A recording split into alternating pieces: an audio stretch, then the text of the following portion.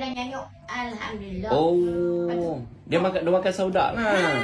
Dia beli hak 180 tu. Ya. Madu dengan saudak. Ya. Aisyah Syifa.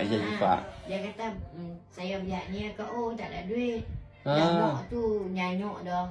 Anak ada 5, mereka laki-laki. Hak laki-laki bongsu belah ni.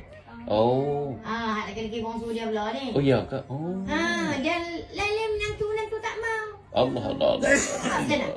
Dia sanggup konti kerja belah mak dia. Allahu Akbar. Lepas tu kekok dah pergi dah. Seminggu 2 kali kita makan lah kat mereka kan. Dia kata macam mak angkat kita lah dulu Tok Wan tu. Dia bawa dia lah dia naik kereta atas-atas. Masa dia kecil dulu ni. Duduk sekampung. Batuk lama lah. Oh, betul tahu.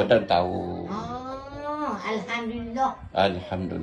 Dia kata malam-malam dia kata ada spray lah kan. Spray tu tidur.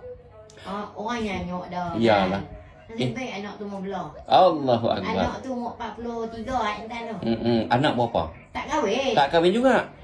Pasal apa orang kutu banyak tak kahwin ni? Siapa nak belah mak dia tak boleh kahwin. Baiknya anak belah. Orang tak kahwin pergi belah mak hang.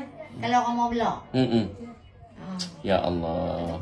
Nanti saya buat satu program kumpul anak dara tak kahwin dengan anak tona tak kahwin kat sini. Pakak main mengai sini.